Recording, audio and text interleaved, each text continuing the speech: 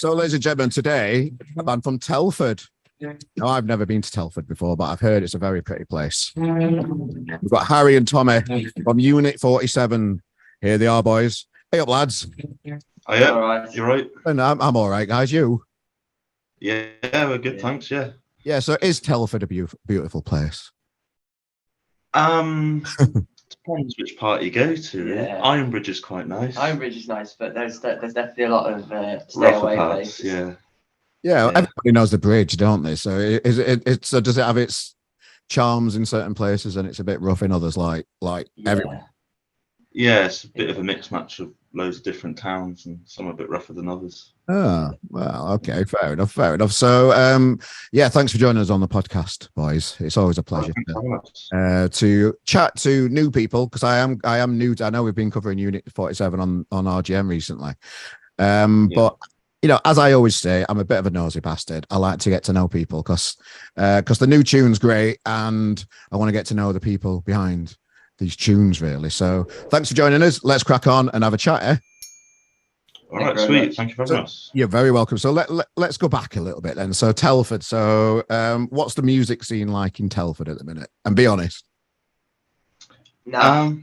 Yeah, not really much going on, to be honest. Yeah. Yeah, that's like I started advertising on a website called Join My Band. And then that's when I found Tommy, and then I found Jake, and then we all sort of got together, and then we had another drummer called Josh. He left us in December, and then we found Aidan, our current drummer, in January. So we've been kind of all together since January. What is it? What is it with drummers? Have we been saying that? I don't know, because even when we put the ad up, we had like a couple. We had some weird people contacting us, and they were all drummers. It was, I don't know. Well, I was in a band for many years, and we went through about 7 drummers. They don't like to sit in the same place for too long, do it? It's quite annoying when you want to crack on as a band, and there's there's changes that go on, because it just means loads of rehearsals when you didn't really need to before, and it's really important to find the right person as well, rather than like be a talented drummer and they dig your music. It's really important to find the right person as well, isn't it? Definitely, yeah. I think we got very lucky with Aidan, though. He's a fast drummer, like, and he like livens the music up so much, brings it to life. Okay, which is what you want from him. So I felt like you dodged the question a little bit there, boys. So Telford, what's it like as a musical place? Yeah, I'll answer this one. Yeah. Right. Okay, so Telford, a lot of the venues in Telford are just sort of pubs. There are a few clubs, but like there isn't like a lot where they have original bands. If you do see a band, it's going to be a cover band. So that's basically sums up what Telford's like. It's all right for a night out, but if you're a musician in Telford, you're going to be wanting gigging elsewhere. Like we've done a lot at Birmingham, because the Birmingham venues have like when they have multiple bands, original bands on, and we wouldn't be able to really get much out there in terms of Telford, because a lot of the people all the clubs and pubs, they want original cover bands. They want cover bands. So is it kind of a touristy place, Telford? Ironbridge is a bit. Apart from Ironbridge. But other than that, no. Yeah. Because I do speak to people from seaside towns that have a similar kind of experience, where the venues just want to cater to a certain kind of audience that only want, which is annoying, cover bands, really. For one, some bands like it because they can do a cover band on the side and actually earn money, which is nice for musicians at times. But if you are original and you're just doing your own thing, it makes it even harder, doesn't it? It does. I mean, we did one pub gig in a town called Welshpool, and they wanted us to play for 2 hours, but we're an originals band. We've only got about an hour's worth of songs, and so it's a bit awkward. Yeah, unless you're Bruce Springsteen, you kind of shit it, aren't you? Yeah. But we did throwing covers. In fact, we did a cover of a Liam Gallagher song that we all just happened to know, but we'd never practiced before as a band. So we just were like, we need one more song. What we're going to do? And then we're like, do we know Wall of Glass? And it turned out all right. Actually, it was all right. It was very much winging it. And annoyingly, did the crowd like go mad for that one, and they were just like, "Your song for the rest." Yeah, it is annoying. Wow. A little bit. Yeah, but I mean, our songs are quite, you can jump up and down to them quite easily. So people got behind them quite quickly, which was good. Yeah. So, growing up in Telford, it's harder from these kind of seaside towns and the, Telford and the smaller towns. Where I'm from originally, Sheffield, there's like, you see it from like little satellite towns around major cities. They do find it hard to get out and get your music out into the world. So how do you fight against that? What can you see around you that supports you? We've kind of been looking to Birmingham like all the time. There's promoters called the Future Sound Project, and they've been giving us quite a few gigs in Birmingham, and Birmingham's only like half an hour up the M54, so it's not far for us to go for a gig on a Saturday, really. So and is Bristol around you as well? That's that kind of, how far is Bristol away from you? Bristol's quite far away. Is it? Oh, I'm from the north, mate. I think everything's close down there. Yeah, that's basically the south. We're not southerners. Okay, fair enough. I don't think I need some work. Bristol's down there. Down there. No, Brighton. Oh yeah, Brighton's down there as well. Yeah, fair enough. Well, we'll all have a geography lesson after this anyway, because okay, so half an hour from Birmingham. Yeah, near Birmingham. Yeah, Midlands. Midlands. Yeah. Nice. Okay, so one area that I need to investigate more is what's going on in Birmingham as well, because I'm good friends with a band called Pagans, SOH, City Lights down there. They're doing good things in Birmingham. What kind of artists have you enjoyed from playing in gigs in Birmingham? Talk me through the scene in Birmingham a little bit. Oh yeah, I mean, we played with some great bands. Last, was it June the 24th? We played with a band called Curbs. They were really good. Yeah. They were good. They were from Manchester. Shop Talk, they're a great band. Band called Adult Play. They're from Shrewsbury, which is like the town next to us. They're a really good band. Band called Shadows of Silhouettes. Yeah. We supported them in Birmingham. And we played with a band called Comforts that are from Brighton, but we did a gig with them in Birmingham. They're good blokes. They've just done Isle of Wight Festival. Yeah. So they seem to they've got some good tunes. And we supported a band called Marcus Drive as well, who are from like the Cannock. I know them boys well. Great lad. It sounds like Birmingham's really supporting the music industry and getting bands from all over the place there. I don't see that in Manchester and where I'm from, Sheffield originally. I don't. I wasn't aware that kind of vibe was going on in Birmingham, where they are, getting people in and doing shows, because it's, as a promoter, it's really difficult at the minute to flog tickets and to get people to gigs. People aren't buying tickets till the last minute. It feels like for me in Manchester.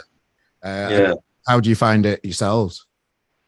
Yeah, we find that like we sell a decent amount of tickets, and then we think, oh well, it hasn't done as well as the last one. But then, like in the 2 days before the gig, like there's just loads to sell. So we sell on the door as well. The last gig we turned up not thinking much of it, because there was still quite a few tickets left, and when we started playing our first couple of songs, I could see on the stage where where we played the Sunflower Lounge. It's underground, so I was looking at the stairs of people just coming down the stairs to have a nosy at who's on. So that's always cool when they hear us from on the street. Yeah, and that was probably the best crowd we ever had. It was packed. Massive mosh pit. It was sick. Yeah. That's the Sunflower Lounge, is it? And another venue I need to get to. I've never been to Birmingham. I'm quite ashamed by that. I should. Never been to Birmingham? I've been to Birmingham, yeah. Oh, I've been to the station. I've been to the NEC for some conference thing, but that's not really Birmingham. I need to get out more, I suppose. Yeah, come to one of our gigs in August. Oh yeah, definitely. It's right. Okay, so we'll come to your gig in August, definitely. Yeah. So the members of the band then, so you all got together. Bands always say that. We just like, we got in from there, we got in from there, we got in from there, but it's never really that easy. How did you all like start Unit 47? And also, have you been named anything else before in the past? Well, it all started because I finished uni, and I studied music, like music production and songwriting at uni, and I had these demos. I come back from uni, and it's just after COVID, so I hadn't really gotten a band together during my time at uni.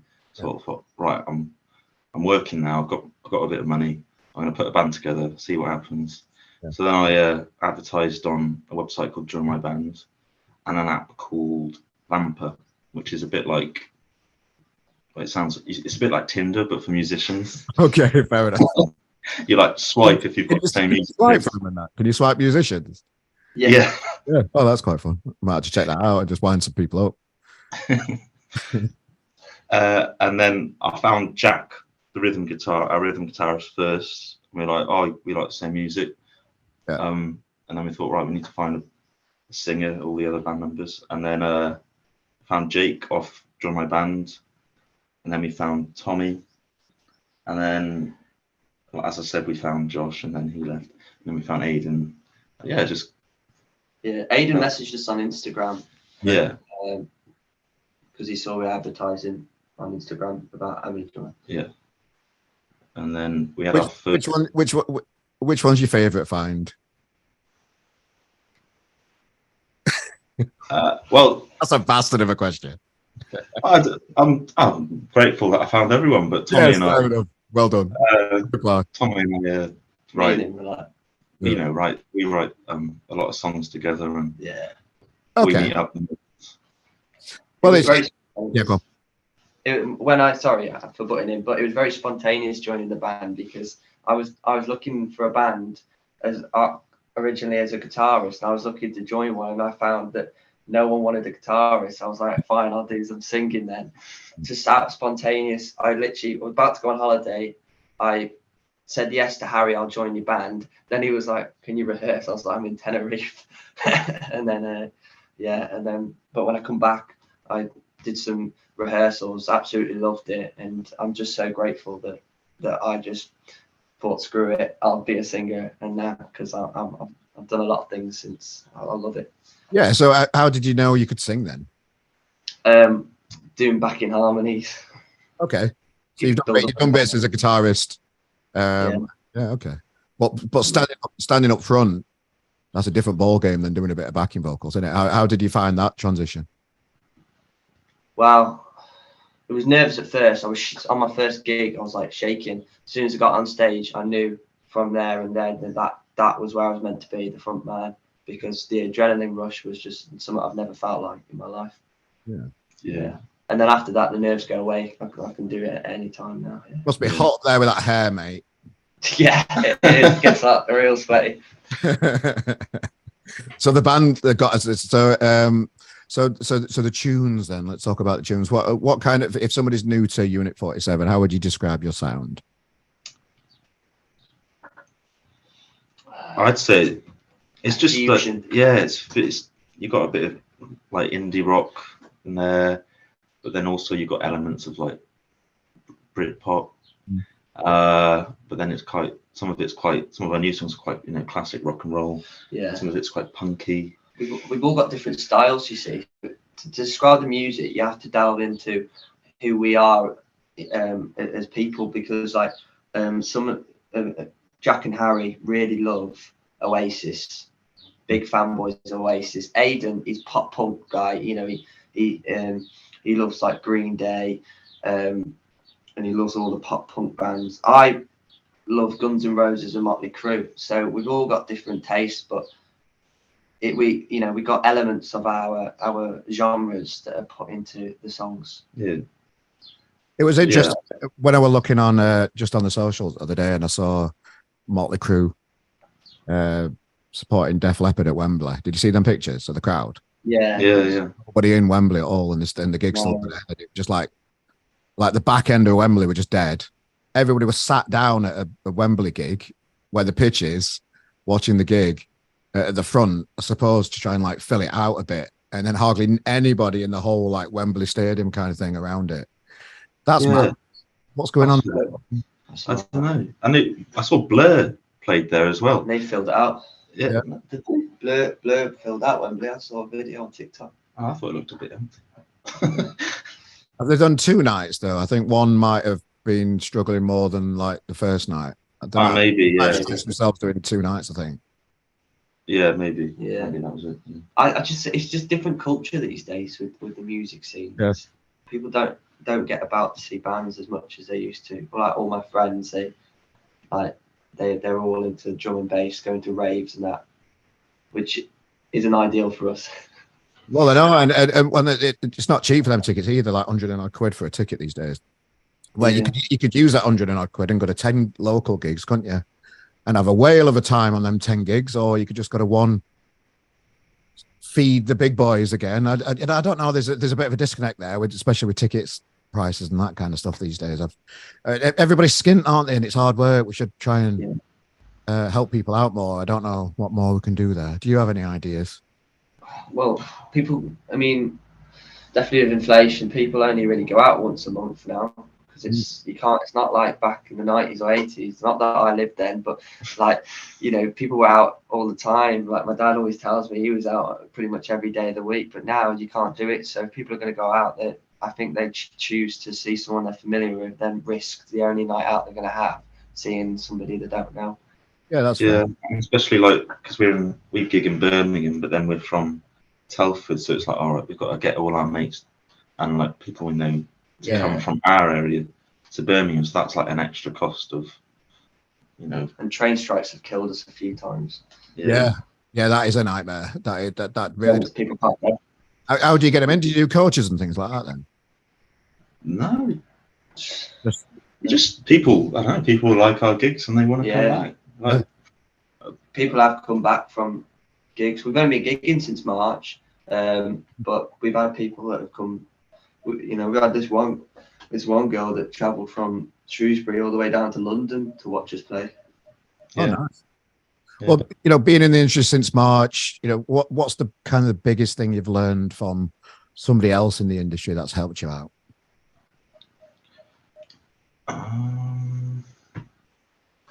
Probably because when we started off, we were all a bit stiff. We weren't moving about as much, but definitely we've evolved in a way now from watching the other guys play. That when we've been supporting people that have been doing it years, we've influenced us to move about more, jump about. You've got to have good stage presence. Yeah. You've got to look like you're enjoying yourself. Don't just stand there. Looking at your feet. Yeah. Obviously, you first go, you're going to be there nervous. You're going to be like, Yeah. But, be nice to the sound person. Oh That's a great tip, actually. Yeah. Sound guy's your best friend. They kind of a bit of a. The particularly sound guys that I know, they've been there, seen it, done it, and if you treat them bad, they're not going to spend too much time getting your fucking vocals, turn your vocals up when you ask them 3 times. Yeah. They're just gonna they'll just not paying attention to you. They'll just like let you go by. That's great advice. Yeah. Gig as much as possible. Just that's your main product as well as releasing songs. So that's what you've got to do. So, I think as a new band, gig as much as you possible. Get find your sound, find yourself, find your stage presence, craft. Then after a certain time, there does become a time when you need to be work smarter rather than harder. Have you started to think about a plan for the next 6 months yet, you guys? Yeah, so we've been offered potentially a gig with the Future Sounds in December, which will be our highest capacity gig. Right. And we want to because all our gigs have been in Birmingham, but we want to make sure that we're not gigging too much in Birmingham so that people can pick and choose which gigs they come to, because we want to really sell out this high capacity gig so people can come and see us the month before in Birmingham. They might not want to come to the one in December. So we're trying to but at the same time we got to do enough so that we get our name out, keep the momentum going, to sell out. Otherwise, if we do too little, we won't have that audience to sell out. But if we do too much, then there'll be people in there that won't come because they've seen us prior to a couple of weeks back or whatever. I personally think you're right to do that, because you can water down your crowd by playing too much. And if you give them a chance to pick and choose, then they will pick and choose, and they can't do them all. So you kind of you kind of end up having 3 or 4 just okay gigs when you can have one big fuck off amazing gig. And you create more at that one big fuck off amazing gig than you'll probably find fans for life easier doing it that way than just having the odd just a good okay gig. 5 of them, don't you? So that sounds like you've got your head screwed on there, boys. It sounds like a good plan to me, that. Yeah. Cheers. Thank you. That's part of what we do on this podcast. We talk to people in the grassroots music. So there'll be bands listening to this that'll definitely ring true to, whether they listen to it or not, because bands will be bands, whatever.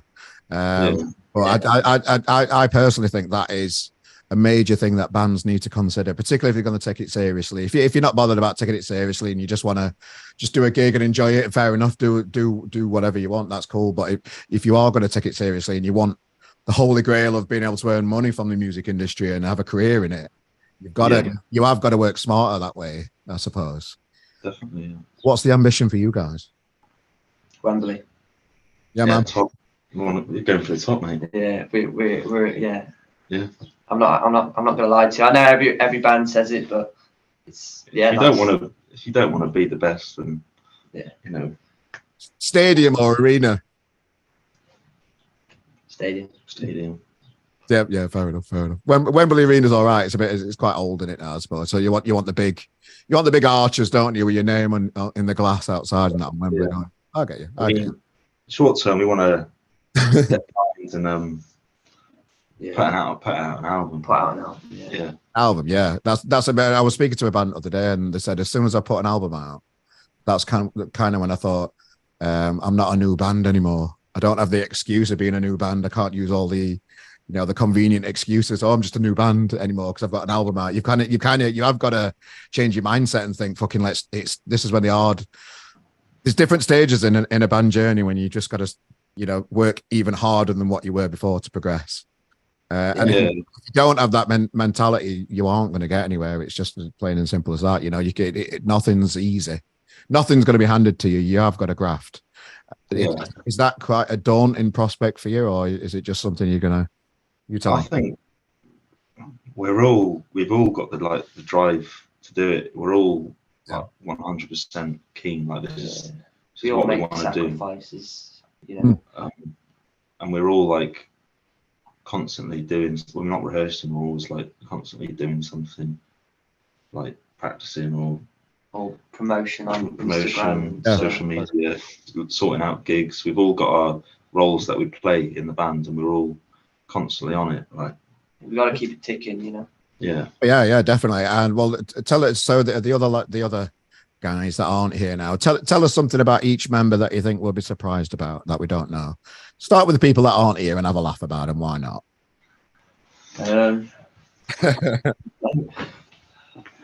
Jack has got the strongest punch in the whole of the band. Yeah. Right, fair enough. He's the skinniest, but he's got. We did a punch machine at a gig in Cannock.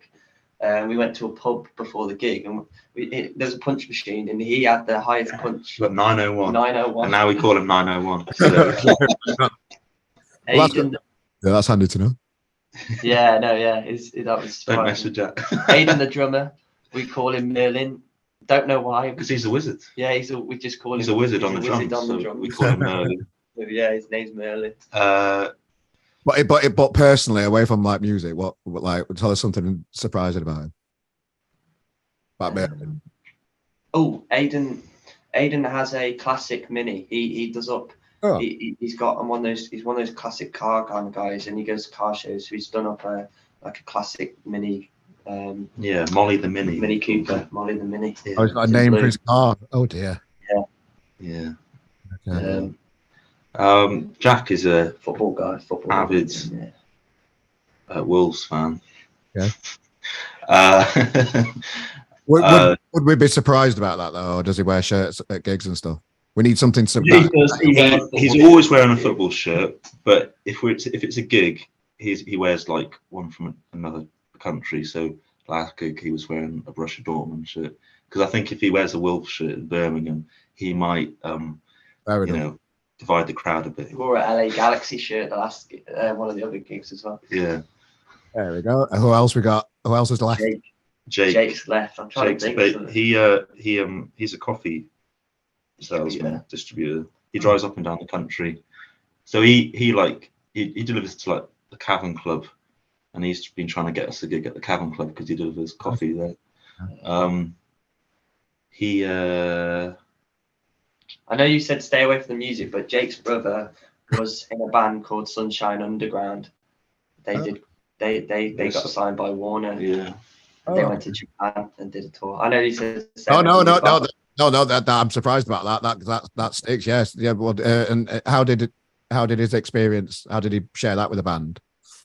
He said, I think the main advice from that was stay true to yourselves, because they were asked to they got big in Japan, and they were asked to make some weird dance music, which wasn't their sort of thing. And then it flopped. Yeah. So they changed the sound. It didn't do well, and then they wish they just stuck to their original sound. That's where the music industry just gets weird, isn't it? Yeah. If you're doing really well doing your own thing, and then somebody comes up to you like Simon Cowell and says, change this, do something poppy because there's an industry out there for it. That's when you know that it's a red flag, that, innit? Get away from it. Yeah. But I think we're portraying quite a strong image of what sound we are. Yeah. And the energy as well. Yeah, definitely. And you two, then, what are you going to surprise us about you two? The other person's got to answer for the other person. Do you want to go first?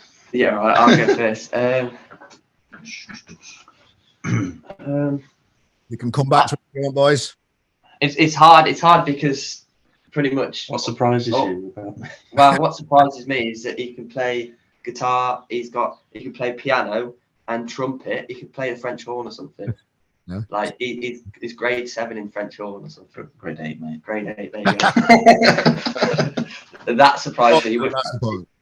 He whipped out a French horn one day. I was like, "How are you doing that?" Yeah. Is the French horn the circular one? What? Because it's the one where you see people stick their hand up it. Yeah, I used to play the tenor horn, so I do have a bit of information on horns. Oh, even brass bands and that. Yeah. What else? Prize band. I put a picture on Facebook, I think, a bit back, and it was 1990. I think I was playing, doing marches and stuff in a brass band. I loved it. I still love brass bands to the day. I think at Christmas time and that, I just think they're ace. I know. I love a good brass band, though. Yeah. Well, and then Tommy,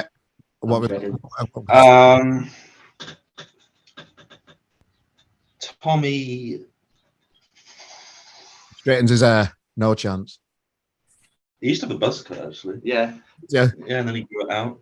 That surprised a lot of people. Actually. Do you get bored of people talking about your hair? Because it is fantastic. No, because I like the attention. Okay, fair enough. That's good. Yeah, I love the attention, especially go on a night out and they're like, "Can I feel your hair?" Yeah, go on. Yeah, God, yeah, it's hair. Yeah. So, anything? There must be something dark and devious about him, though. Come on, what can we do? Dark and devious. Oh yeah, man. Like a golden retriever. Yeah, he's. It's not surprising, but he's just. I don't know. He's really like polite and kind. He puts on a when he's on stage, he's like, he tries to be. Liam. Well, doesn't try to be Liam Gallagher, but he definitely has that fun energy. But like when he, nice. He's very like polite and that. He's very good on guitar. Yeah. Okay. Well, I'll let you off then. I think we've got a little bit of an understanding. Yeah. So it sounds like you've got your head screwed on. You're quite new to the industry. You're on it. You're serious about it. You're doing all the right things. It sounds like so. That all sounds ace. So, what have you got coming up as a band then? Where can we see you? What gigs have you got coming up? Tell us where to find you. Hello. Oh, hello there. Yeah, sorry. Oh, there we go. Your audio's back. Okay. Just for people listening, it's Zoom, ladies and gentlemen. We have to get used to these things. Yeah. So tell us about what you've got coming up then, boys. So July 22nd, we're playing our first festival. Nice. That is Penfest in Buckinghamshire, which is it's down south, isn't it? Noel Gallagher's headlining that. Oh, So yeah, I've seen Noel. He's doing one in Sheffield, and there's loads of like people from Sheffield like playing on the bill before and that kind of stuff. People are just like starting to make waves. That I like what Noel's doing there. Yeah, nice one. Yeah. I mean, he's touring in America at the moment, so yeah, must be just as soon as he comes back. Nice one. And then so that's July 22nd, and then we're going into the studio at the end of July to record our next single, "Rot in Hell." Nice. Which is it's a crowd favourite. Yeah, a crowd favourite at our gigs. It's got a very good riff, if I say so myself. It's a good riff, and it's a good sing-along sort of like. To best describe the energy of it, it's more kind of like dance floor, Arctic Monkeys dance floor. It's got that sort of vibe to it, or maybe When the Sun Goes Down or something. It's quite aggressive. First festival, new single coming out. Did you say you got This Feeling gig as well? Yeah, well, first we got a headline gig at Dead Wax in Birmingham. That's August the 19th. Yeah. Nice. That should be a good gig. And then we're going to go into the studio again at the end of August, beginning of September, to record another single. Rock and Roll Band. Nice. That's a very like punky song. It's very like in your face rock and roll. And then we've got This Feeling gig. It's pretty much confirmed. That's September the 29th. Yeah. So yeah, and then where's that? That is at Dead Wax as well. Dead Wax, our favourite venue. Yeah. Well, my favourite. I love Dead Wax. It's a really good venue. Well, it sounds like you've got your head screwed on, guys. You've got a plan for the future. You're working hard. You're grafting. That's all I want to see from a band, me. Because when I see these little ingredients within a band, good things come their way. So well done, boys, and thanks for joining us for the podcast today. You're very welcome, boys. Your screen's frozen there, but I can still hear you. I can see Tommy. It looks like he's been holding his nose for like 20 minutes, but that's quite funny. But thanks for joining us for edition of the podcast, ladies and gentlemen. Within the link, the description of where if you're watching on YouTube or if you're listening on the audio podcast, there'll be a link to the band, to all these gigs and stuff, so you can invest in them, go and catch them live, and invest in the band, and just generally support live new music. So Harry and Tommy, thanks, boys. Thank you very much. You're very welcome, boys. And yeah, Cheers. nice one.